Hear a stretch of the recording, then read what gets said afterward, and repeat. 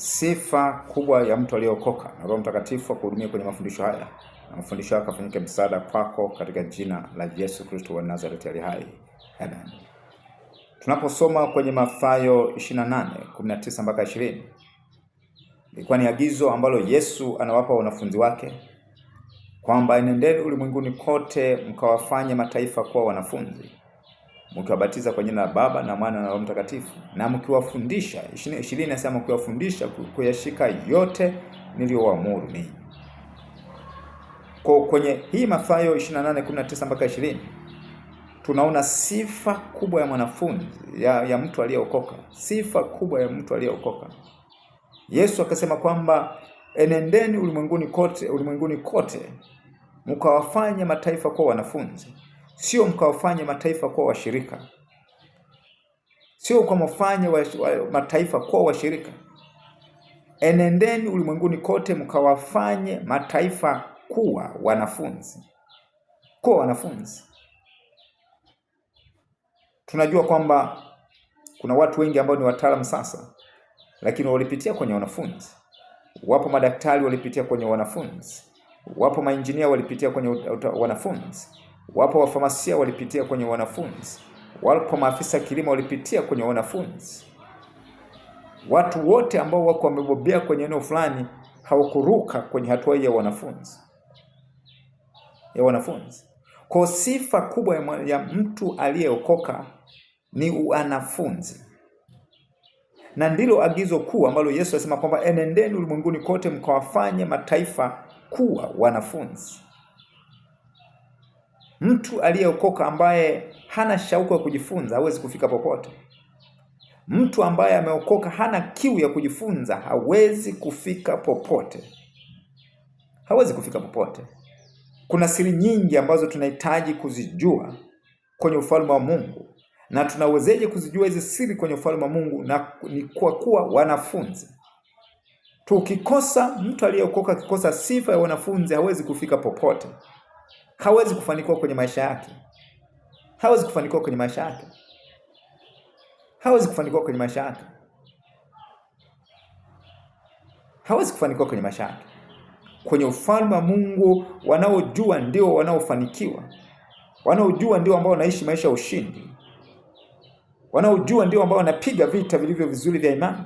Wanaojua ndio ambao wanailinda imani. Wanaojua ndio ambao wanashinda na zaidi ya kushinda. Lakini kama hujui, huwezi kufanikiwa. Wakati tulipopata uhuru, rais wetu hayati Nyerere alisema kuna maadui watatu ambao tunahitaji kupambana nao. Kuna ujinga, umaskini na maradhi. Kwa ujinga ni adui. Adui namba 1 wa maisha yako ni ujinga. Your first enemy is your ignorance. Na ndio maana tunaposoma kwenye Hosea 4:6 asema my people perish for lack of knowledge. Watu wangu wanaangamizwa kwa kukosa maarifa. Kwa kukosa maarifa. Wako watu wengi wameokoka wanaangamizwa kwa sababu ya kukosa maarifa. Na kwa nini wamekosa maarifa? Kwa sababu wamekosa sifa za wanafunzi. Tuko kwenye nyakati ambavyo ibada za mafundisho watu wanaohudhuria wanahesabika. Watu hawahudhurii mafundisho. Watu hawana kiu ya kujifunza. Mtu yoyote anayejua vizuri ndiye ambaye anaweza kushinda. Kwenye ufalme wa Mungu hakuna namna ambavyo tunaweza kufanikiwa pasipo kumjua vizuri huyu Mungu. Pasipo kumjua huyu Mungu vizuri. Pasipo kumjua Mungu vizuri. Na ndio maana Ayubu 22:21 asema mjue sana Mungu ili uwe na amani, na ndivyo mema yatakavyokujilia. Lakini pia tunaposoma kwenye Yohana 8:32 nasema kwamba nanyi mkikaa ndani yangu nanyi mtafahamu, mtaijua kweli na hiyo kweli itaweka huru. Ni watu wangapi ambao wameokoka wamefungwa kwenye maeneo mbalimbali? Ni watu wangapi ambao wameokoka lakini bado wanatumikishwa na dhambi? Bado wamefungwa kwenye maeneo mbalimbali kwa sababu ya ujinga, kwa sababu ya kutokujua. Na kwa nini hawajui? Kwa sababu wamekosa sifa muhimu ya mtu aliyeokoka ambayo ni uwanafunzi. Kwa Yesu akamwambia, enendeni ulimwenguni kote mkawafanye mataifa kuwa wanafunzi, mkiwabatiza kwa jina la Baba, la Mwana na Roho, lakini mkiwafundisha kushika yote niliyowaamuru. Na kwa bahati nzuri wanafunzi huwa nasema kwamba wanafunzi hawakuitwa student, waliitwa disciple. Neno disciple ndio neno hilo ambalo tumepata neno discipline. Yesu alikuwa na wanafunzi wake kwa muda wa miaka mitatu.